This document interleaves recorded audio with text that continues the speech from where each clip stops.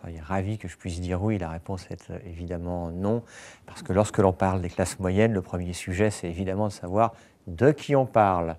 Et si on veut le faire très simplement, d'ailleurs, vous pouvez observer que les classes moyennes sont les gens qui sont au centre de la distribution des revenus. Vous pouvez avoir 1 ou 10% de la population dans les classes moyennes, ou vous pouvez considérer que les classes moyennes, ce sont ni les très riches, les 10% les plus aisés par exemple, ni les très pauvres, les 10% les moins aisés. Alors, avec une définition aussi large, aussi diverse, vous ne pouvez pas avoir un habitat typique de la classe moyenne. Mais tout de même, pour vous répondre, je pense qu'on peut avoir à l'esprit quelque chose qui est de moins en moins faux, et donc de plus en plus vrai, qui est que les personnes aux revenus relativement modestes sont contraintes de quitter les centres-villes. À cet égard, une partie de la périurbanisation de la société française est liée aux difficultés des classes moyennes. Alors, le déclassement, en effet, il est davantage craint, ressenti qu'il n'est véritable. Alors, il y a toujours du dénuement, des difficultés que l'on pourra mettre en exergue, mais en réalité, si on regarde ce qu'est l'évolution de la stratification sociale à la française, il n'y a pas de paupérisation des classes moyennes et il n'y a pas véritablement de déclassement des classes moyennes, quelles que soient les définitions que l'on puisse prendre en considération. Mais maintenant, les sentiments, les appréciations, les aspirations, les opinions, ça compte énormément. Et il y a un sentiment puissant de déclassement qui est entretenu par quelque chose de vrai, d'incontestable et d'extrêmement embarrassant, c'est l'explosion, incontestablement l'explosion des coûts du logement. Soyons précis, c'est l'explosion des coûts du logement à l'achat. Il n'y a absolument pas de déflagration économique liée au coût du logement en locatif, mais il y a une explosion, une multiplication par 2 du coût en une dizaine d'années de l'achat d'un logement, ce qui est évidemment problématique pour des gens qui, au centre de la distribution des revenus, souhaitent s'établir en se formant ce capital d'une part et ce nid pour leur famille d'autre part. Donc en français et en clair, quand vous avez des logements qui coûtent 2 fois plus cher à l'achat, vous avez quelque chose de particulièrement problématique lorsque vous voulez vous établir. Oui, elle a été rendue plus compliquée, tout simplement par l'augmentation des coûts. Si vous divisez la population française en 5 catégories, en blabla statistique, vous prenez les 5 quintiles de la population française, les 20%, enfin les 20% les moins aisés ou 20% les plus favorisés. On observe qu'il y a une progression de l'accession à la propriété pour les plus aisés, les 20% les plus riches, même pour les 40% les plus aisés. En revanche, on observe une dégradation même de la proportion des propriétaires ou des accédants à la propriété dans les autres catégories de la population. Ceci n'est pas lié à des problèmes de barème des prestations ou de transformation des politiques publiques, mais plus profondément, oui, à cette augmentation considérable du coût à l'achat des logements en France. La réponse est non. Il y a 2 mouvements concomitants que sont, un, l'augmentation de la surface moyenne par personne dans les logements, et 2, la diminution de la proportion des logements dans lesquels on ne trouve ni sanitaire de base, ni douche ou baignoire. C'est précis dans les enquêtes INSEE et dans les enquêtes Eurostat, et ceci est valable pour toutes les catégories de la population, que ce soit les plus favorisés, les moins favorisés ou les classes moyennes entre ces 2 extrêmes.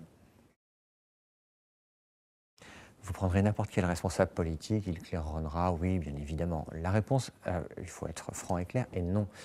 Pourquoi? Parce que la première priorité de la politique du logement à la française, dans les suites de l'après-guerre, politique de reconstruction, insurrection de la bonté de l'abbé Pierre, nécessité de transformer un parc de logements qui était à moitié détruit. Enfin, en clair, la moitié des Français en 1950 seraient, avec les canons actuels, considérés comme mal logés, auraient été considérés comme mal logés avec les canons actuels.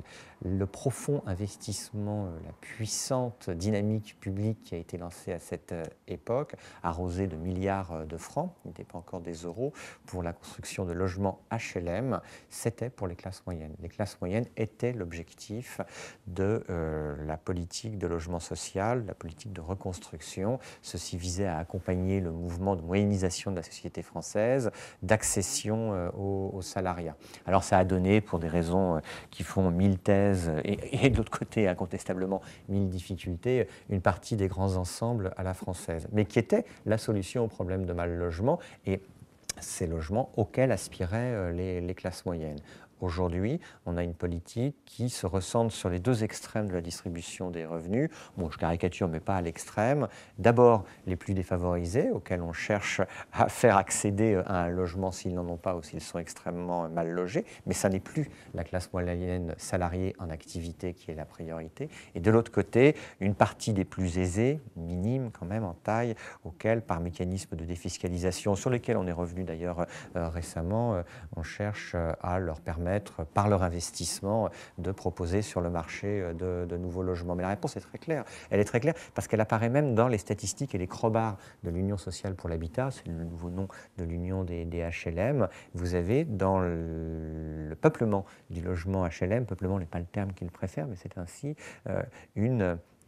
c'est pas une éradication, mais une extinction progressive des classes moyennes par rapport aux plus défavorisés auxquels aujourd'hui est accordée une priorité, que l'on juge ceci positif ou négatif, pour l'accès au logement.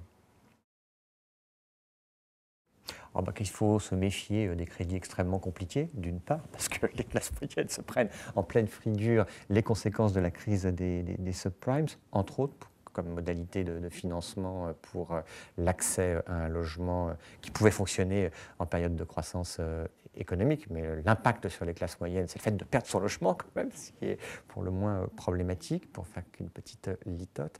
Et la deuxième chose dans l'exemple américain, c'est que vous avez au départ de chaque élection, que ce soit en France, clin d'œil à l'actualité, ou aux États-Unis, la mise en avant du fait que les classes moyennes seraient les grandes défavorisées. Mais l'administration Obama en a pris acte, et vous avez, sous la houlette du vice-président des États-Unis, excusez du peu, ce n'est pas un personnage de deuxième ordre, une task force sur les classes moyennes qui, depuis l'élection du président Obama, pas depuis la crise, est en charge d'évaluer chacune des mesures publiques, chacune des propositions au regard de ses conséquences sur la classe moyenne, avec une définition simple qui n'est pas alambiquée à la sociologie française, même si elle a son intérêt, c'est le centre de la distribution des revenus.